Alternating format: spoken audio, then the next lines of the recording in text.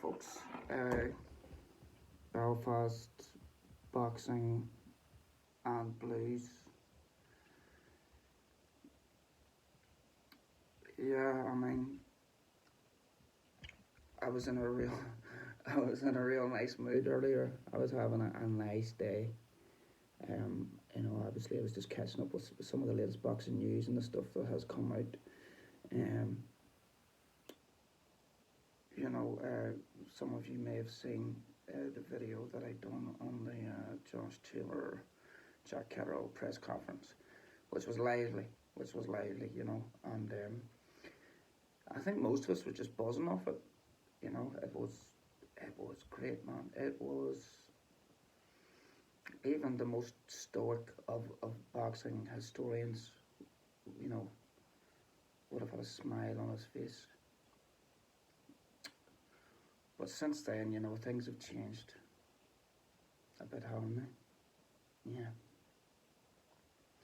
Because shortly afterwards, the Anthony Joshua, Francis Ngannou face off appeared. And I mean, like, it was just fucking dire, wasn't it? It was a fucking washout. It was dead, man. It was dead. As far as face-offs go, as far as promotional material goes in the world of entertainment, lest we forget, you know what I mean? It was so drab.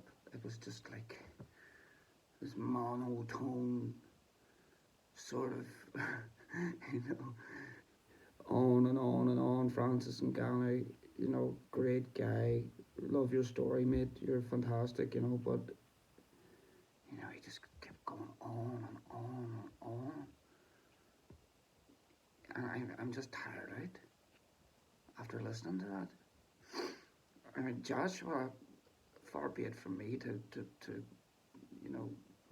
rush to congratulate Joshua in any area, but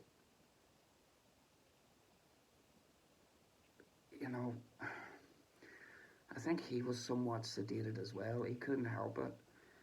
Ade seemed the only person that was immune to this rehypnol effect that Francis Ngannou was just having on us, the viewers, and all those that were present. It was just,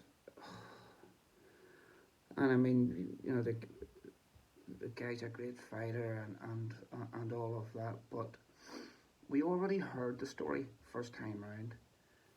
Yeah, and it was a good story. When you hear it again, and it's just like, okay, mate, you need to a bit more animation. We are in the entertainment industry here, after all. I'm hoping, and I felt for Ade because he was trying to gear the two of them up. He was sort of going, guys, this is the face-off, because he was doing everything in his power to try and revive these sleeping giants, but they had already turned to stone, as had we at home, and thus we remain. And I mean, one can only hope that there's some great change. I mean, usually we watch these face-offs, these gloves are off, and you could cut the tension with a knife. It was too convivial, that's too strong a word. It was just, you know what I mean? They were just both agreeing with each other. And I even suspected at once, but I think I was letting my imagination get away with me, as sometimes we are prone to do. And Ngannou was talking and talking and talking. It looked like Joshua was it looked like he wanted to laugh. I think even Joshua caught on. He was like, this is fucking Premier, man. He really wanted to laugh, but he's well practiced in the art of deception. So he kept it cool. He kept it stoic, and that's why he's ranked up there in the top 15 heavyweights in the world. No, he's rightly up there. Joshua, isn't he? He's definitely up there. Ngannou, obviously number 10 in the WBC rankings, and you know, I heard a little thing with Mauricio Solomon where he was saying, you know, this isn't so out of the ordinary because the crack is historically the WBC has done this with fighters that had experience in Muay Thai and stuff like that. They would get a ranking, you know, on their entry into the boxing world after their first fight. They would get a ranking based also on this other stuff. So I mean, that's what he said. Like, he's the head guy, so you know, you would expect he knows what he's talking about. Yeah. So, I mean, like I say, it wasn't the most electrifying. Far from it. Far from it, man. You know, it was too, you know what I mean? They're both very respectful guys, you know, and the thing is, the dynamic, there is no dynamic because they're both kind of the same. They're both trying to come in with their story and they're both trying to say, oh, you know, nice inspirational things, and this is what happened in my story, and I want to project wisdom and all of these type of things. You know what I mean? I don't really think it's in them. I preferred when Joshua was more erratic. No, I preferred him after the second Usyk defeat. That I enjoyed that a bit more than this sort of thing. And like I say, if one of them had tried a different tack, if they had a call on and goes, oh wait, this isn't working, let me step up here and do something different, or maybe we can get a bit of chemistry going here. No, instead, like, you know, and Ngannou was going, yes, and I respect you as a fighter, and you are very good. I will not try to knock you out.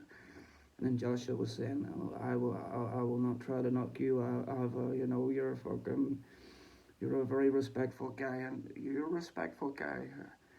I was like, well, let's just agree to disagree on that. Okay. And then they both sort of sat back and just looked at each other for an extended period. And Ade was just like, head in his hands. He was like, please, lads, come on. And you know that somewhere, Turkey Al Sheikh was watching, and I don't know how happy he would have been with what was going on there, you know.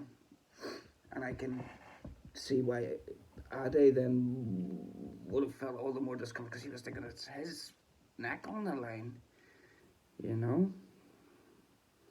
But it's not. It wasn't Ade's fault at all. Ade did played his part. It was these two sleeping, sedated giants